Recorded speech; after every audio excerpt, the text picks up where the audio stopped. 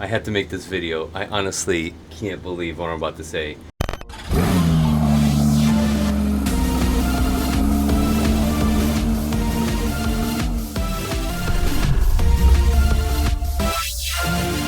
I never thought this day would come.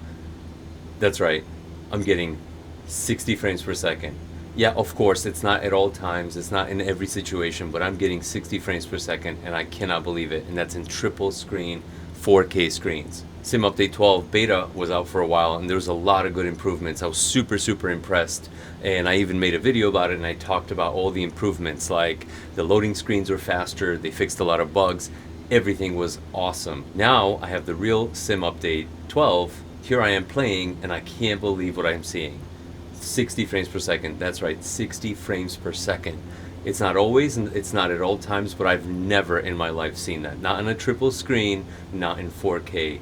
Here, let's get going. Let me show you so you can see it for yourself. And of course, I'm going to take you through all my settings, all my simulator settings, and then all of my Nvidia settings. So yeah, I'm not maxed out or anything, of course, but the way I have it set up, everything looks gorgeous in 4K. And right now, I'm getting 60 frames per second most of the time, as you can see. So with that said, let's go. All right, so let's enjoy a few minutes of gratuitous flying and me geeking out at 60 frames per second. So if you want to fast forward and see the settings, please check the chapters below and skip ahead. But yeah, I can't help myself. I mean, look at this. Look at this. Have you ever seen a guy happier than this? This is freaking amazing.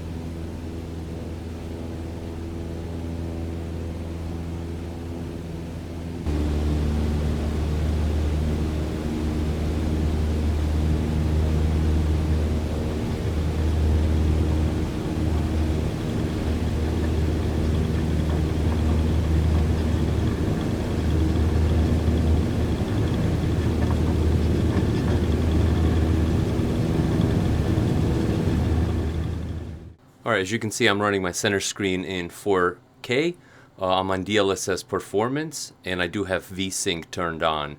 I keep the frame rate at 100%, and I've been running DX12 for quite a while now. I can't tell you the difference. I just think that's what works for me. So, terrain level of detail, hey, more than 100, right? 100 is stock. I'm trying to push it. 115 is good for me. Everything else from there is medium, and low.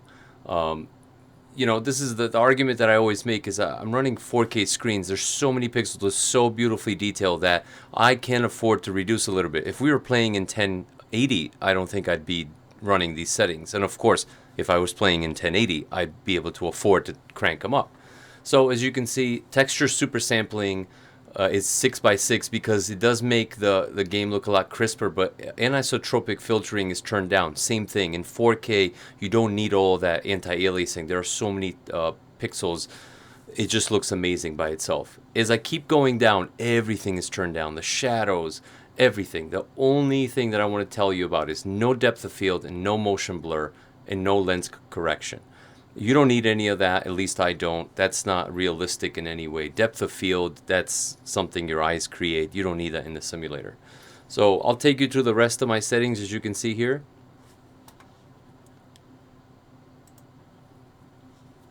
I'm sure these have an effect on how much the CPU has to crank out, so please match them if you'd like to.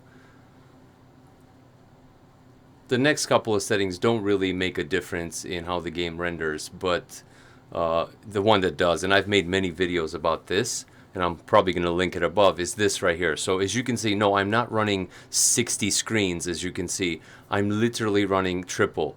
There's a glitch, and I know Microsoft Flight Simulator knows about this, but every time you add 2 windows and you exit the game, when you come back, it reports that it's running at least 5 extra windows.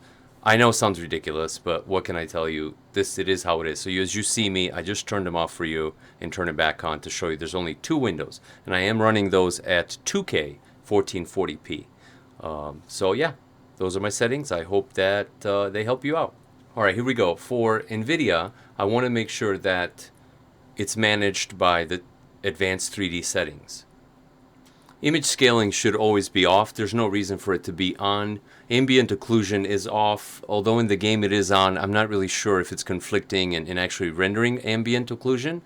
Ambient occlusion is just those extra shadows, not the direct shadows from the sun or from a light source, but those things that you know, when one item casts a shadow on another item, like in a corner of the cabin. So it looks pretty cool, but again, not necessary. As we go down, as you can see, I do have my gamma correction on, transparency 2 times, and CUDA GPUs all. Everything is turned off. The next one that's turned on is multi-frame sample MFAA. That's on. OpenGL is on auto. Power management, prefer maximum performance, of course. 10 gigs of shader cache, and texture LOD bias should be on allow for me. Of course, quality of texture filtering, high performance. I need this baby to keep running and chugging along. Trilinear is on. Threaded is on, of course, and triple buffering is on. The next one, vertical sync. For the longest time I had this on, God only knows what, off or whatever. But use 3D application settings, so let the simulator tell it to vertical sync or not. So make sure that's turned on. This is one thing that I really want to drive home to you guys. If you got a triple screen, please make sure that you check this resolution and also the desktop size and position. The reason is, you can see right here at the bottom, it shows how many hertz it refreshes at, and sometimes, and I don't know why, one of these screens will go into like 29 FPS or hertz, and that means it's only going to accept that many hertz. Be careful, it happens randomly. You got to keep checking up on it, and it affects the way the game runs. The game will slow down to make sure you know, that it only outputs 29 hertz, and it affects all 3 screens. I know it sounds crazy, but it's the truth. So of course I can't help myself. This is way too much freaking fun. The next couple of minutes is just me geeking out again. So, I don't know. Drop off the video, give it a like, stick around, whatever. Love you all. Bye-bye.